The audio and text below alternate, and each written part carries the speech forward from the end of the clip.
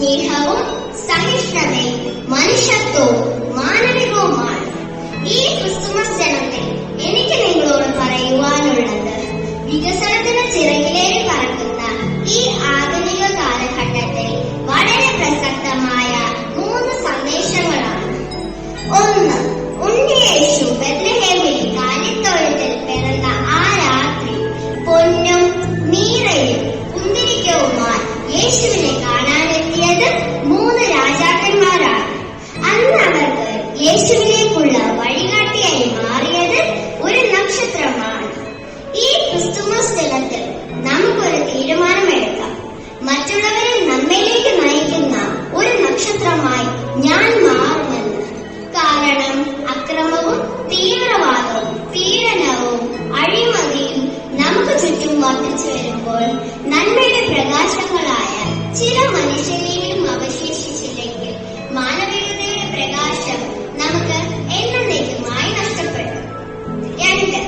ഏശയ്യാ പ്രവാചകനും ജെറമ്യാ പ്രവാചകനും നൂറ്റാണ്ടുകൾക്ക് മുമ്പ് പ്രവചിച്ച ദൈവപുത്രന്റെ രാജാതിരാജന്റെ ജനനം മാളികയിലോ മഹാസൗധത്തിലോ അല്ല, മറിച്ച് കന്നുകാലികളുടെ ഒരു തൊഴുത്തിലാണ്.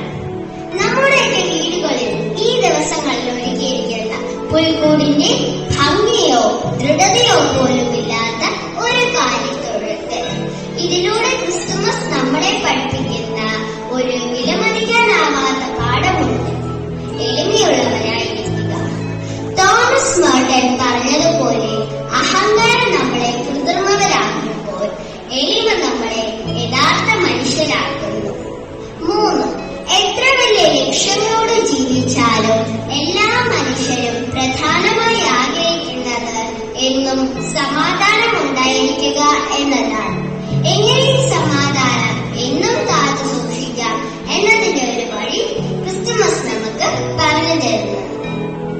ഉണ്ണിയേശുവിന്റെ ജനനത്തിന് ശേഷം മാലാഖവൃന്ദങ്ങൾ പാടി, അത്യുന്നതങ്ങളിൽ ദൈവത്തിന് മഹത്വവും ഭൂമിയിൽ സന്മനസ്സുള്ളവർക്ക് സമാധാനം.